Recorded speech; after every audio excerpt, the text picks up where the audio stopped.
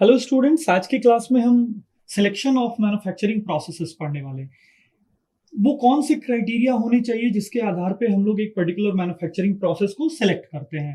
तो नॉर्मली बहुत सारे क्राइटेरियाज होते हैं, लेकिन जो हम यहाँ पे क्राइटेरिया पढ़ने वाले हैं प्रोडक्ट बेस्ड और ऑपरेशनल कॉस्ट बेस्ड पढ़ने वाले हैं। तो अगर प्रोडक्ट बेस्ड क्राइटेरिया की बात करें हम लोग सिलेक्शन ऑफ मैन्युफैक्चरिंग प्रोसेसेस में, तो सबसे पहले हमारे प्रोडक्ट का शेप कैसा होना चाहिए। What will be the shape of the final product. Raw material कैसा होना चाहिए, हार्ड होना चाहिए, ब्रिटिल होना चाहिए, उस रॉ मटेरियल का मेल्टिंग पॉइंट कैसा होना चाहिए, डिजाइन रिक्वायरमेंट्स कैसी होनी चाहिए हमारे पर्टिकुलर प्रोडक्ट की, उसके फीचर्स क्या होने चाहिए, होल्स हैं, स्लॉट्स हैं, नोचेस हैं उसके अंदर, डायमेंशनल एंड सरफेस प्रॉपर्टीज क्या हैं हमारे पर्टिकुलर प्रोडक्ट की, साइज कैसा होना चाहिए, थिकनेस क्या होना चाहिए, शेप कॉम्प्लेक्सिटी क्या है। ये सारे प्रोडक्ट बेस्ड क्राइटेरिया होते हैं। साथ ही साथ टॉलरेंस क्या होना चाहिए, फिनिश कैसी होनी चाहिए, और कौन कौन सी प्रॉपर्टीज नीडेड है हमारे प्रोडक्ट में। तो ये सारे क्राइटेरिया हम लोग प्रोडक्ट बेस्ड क्राइटेरिया में इसको इंक्लूड करते हैं। अगर ऑपरेशनल कॉस्ट क्राइटेरिया में अगर हम लोग बात करेंगे तो उसमें डिजाइन और टूलिंग कॉस्ट क्या होगा हमारे प्रोडक्ट का, लीड टाइम कितना होगा उस पर्टिकुलर प्रोसेस में जिसकी सहायता से हम लोग प्रोडक्ट को प्रोड्यूस करेंगे, स्क्रैप को मिनिमाइज करने का प्रयास करेंगे, तभी हमारा ऑपरेशनल कॉस्ट कम होगा। वॉल्यूम ऑफ प्रोडक्शन क्या है, ये भी डायरेक्टली डिपेंड करता है हमारे ऑपरेशनल कॉस्ट पे।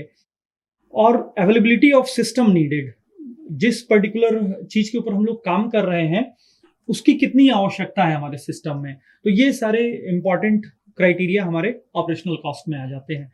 इसके बाद हम लोग बात करते हैं बैच साइज के हिसाब से भी हम लोग मैन्युफैक्चरिंग प्रोसेस को देखते हैं। इसमें हम लोग दो प्रकार के बैच साइज देखते हैं, एक स्मॉलर बैच साइज देखते हैं और एक लार्जर बैच साइज देखते हैं।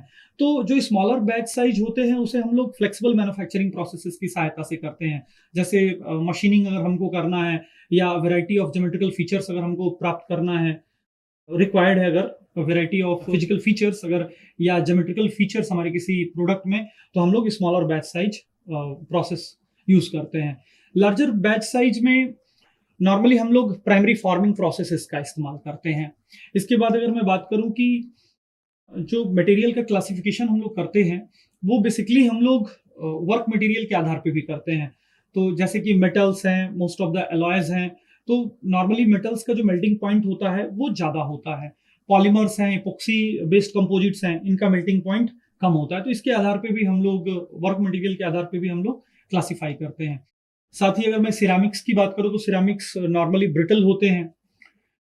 उसके साथ साथ अगर सरफेस क्वालिटी भी यहाँ पे इंपॉर्टेंट होती है, जिस भी मटेरियल के ऊपर हम लोग काम कर रहे होते हैं, रफनेस कैसा उस मटेरियल का, टॉलरेंस कितना हम लोग उसमें प्रोड्यूस कर पा रहे हैं।